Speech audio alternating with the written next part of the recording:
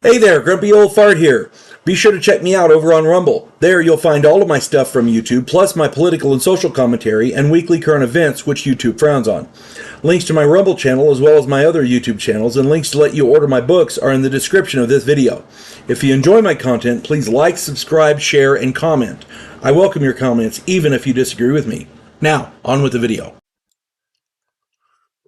Hey there, Grumpy Old Fart here. I'm doing an advanced Dungeons & Dragons monster video on the Yeti. I've started doing cryptid stories, cryptid encounters on my YouTube channel, so I figured I'd do the Yeti as a D&D monster. So here we go.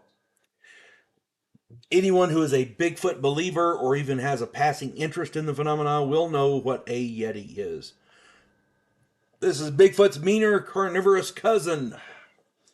Yeti can be found on page 103 of the Advanced Dungeons and Dragons Monster Manual. Yeah, tongue tied. Be sure to read through the description very thoroughly before you use them in your game. There's a lot about these creatures that they're not just your average, hack and slash thug type characters. You gotta put some thought into them.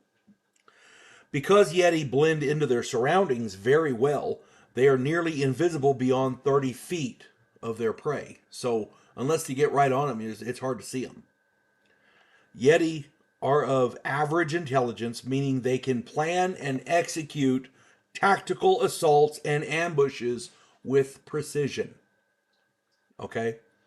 Keep that in mind. They have intelligence. They're not dumb animals. They have, intelligence. Be sure to note that the number of attacks and the attack methodology in the description are not exactly normal, so keep that in mind.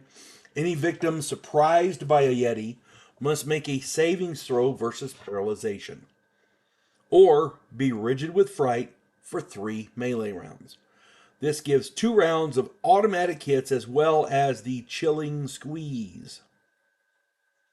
The chilling squeeze does 4d6 plus 2d8 total damage for a total of 6 to 40 points of damage. In normal combat, a critical natural 20 means that the Yeti has grabbed and squeezed the victim. If they're paralyzed, then they automatically get the squeeze. So, yeah. The number appearing is only 1 to 6 because there's not a whole lot of these things.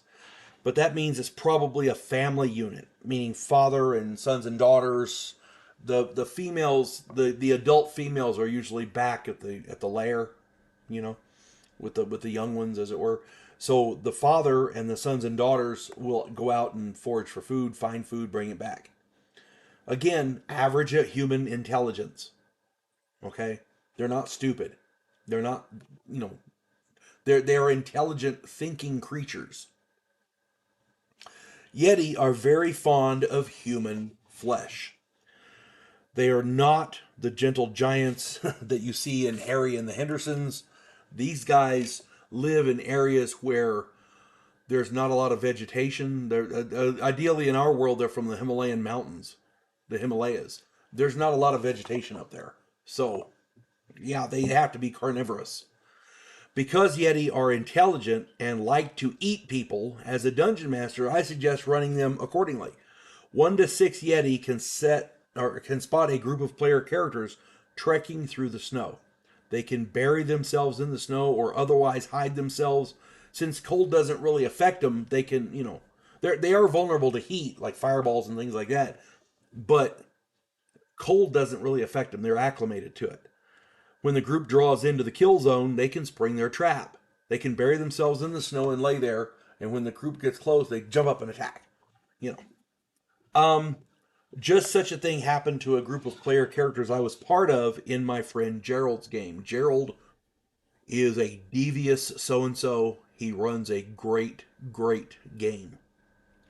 The Yeti these Yetis sprung the trap, and everyone had to make savings throws versus paralyzation.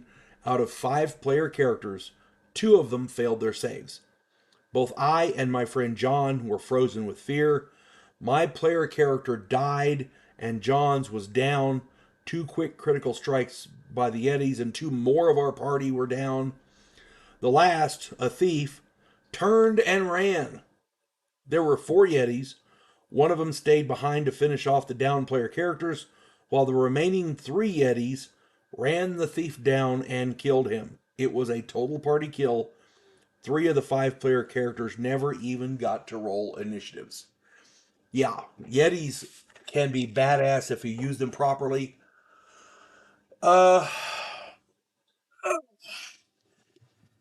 In my opinion, Yetis, being acclimated to the cold, they're always going to be found in cold, snowy regions.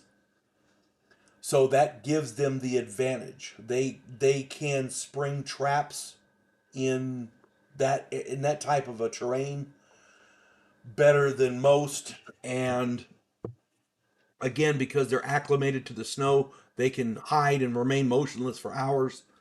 They can set up ambushes probably better than most in the Arctic, better than most special forces. These, and I got to stress this, these are not dumb animals. They are intelligent thinking creatures. And a lot of the time, I being average, I would imagine they could probably use magic items. So that's another aspect that not a lot of people think. If you're a thinking creature and you know what magic is and what it does, theoretically you could probably be a magic user, or at least a cleric if you worship a god. But having, a magic wand that you know how to use, or maybe becoming a wizard, or becoming what do you call it? A collector of magic items. There was a word I was thinking of a minute ago, and it vacated my mind. But the point I'm getting at is a Yeti with a magical weapon would be nasty. A Yeti with a magic item, like a wand or a staff or a rod, could be nasty. The point I'm getting at is these are thinking creatures. They can do this. It all depends on how you run them in your game. And any idiot can fight a creature in the snow with fire. Sometimes you got to beef them up a little bit. I'm just saying. And again, I'm not trying to tell people how to run their games, how to run their monsters. I'm just giving advice from a guy who's been doing this a long damn time. Hope this finds everybody well. You folks have a good one. God bless one and all. Clarissa Lowe, a historian from the future. Delmore Kane, a Civil War veteran turned outlaw. This oddball pairing faces a conspiracy of epic proportions spanning the centuries. If you like action and adventure westerns with a splash of science fiction and fantasy, check out my book series Drifters and their ongoing adventures.